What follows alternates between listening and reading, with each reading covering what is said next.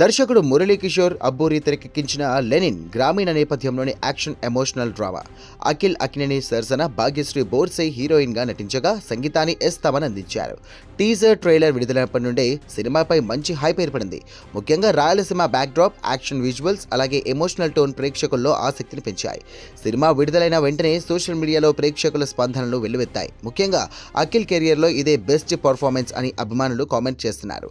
First half చాలా ఎంగేజింగ్గా ఉందని, interval block థియేటర్లో ఇక మంచి రెస్పాన్స్ తెచ్చుకుందని చెబుతున్నారు. జూనియర్ ఎన్టీఆర్ ఇచ్చినటువంటి వాయిస్ ఓవర్ కూడా సినిమాకు అదనపు బలం ఇచ్చిందనే అభిప్రాయం వ్యక్తమవుతోంది. తమన్ బ్యాక్గ్రౌండ్ స్కోర్ మాస్ సీన్లను మరింత ఎలివేట్ చేసిందంటూ చాలా మంది ప్రశంసిస్తున్నారు.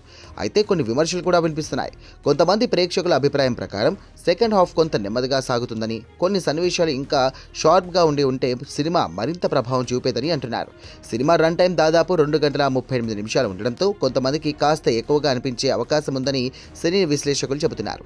ఏజెంట్ తర్వాత అఖిల్ కెరియర్ పై ఎన్నో ప్రశ్నలు వచ్చాయి. అలాంటి సమయంలో వచ్చిన లెనిన్ అతనికి అత్యంత కీలకమైన చిత్రంగా మారింది. విడుదలకు ముందు నాగార్జున కూడా అఖిల్ను నాతో గానీ ఏఎన్ఆర్తో గానీ పోల్చవద్దు, అతన్ని కొత్త నటుడుగా చూడండి అంటూ అభిమానులను కోరడం విశేషం.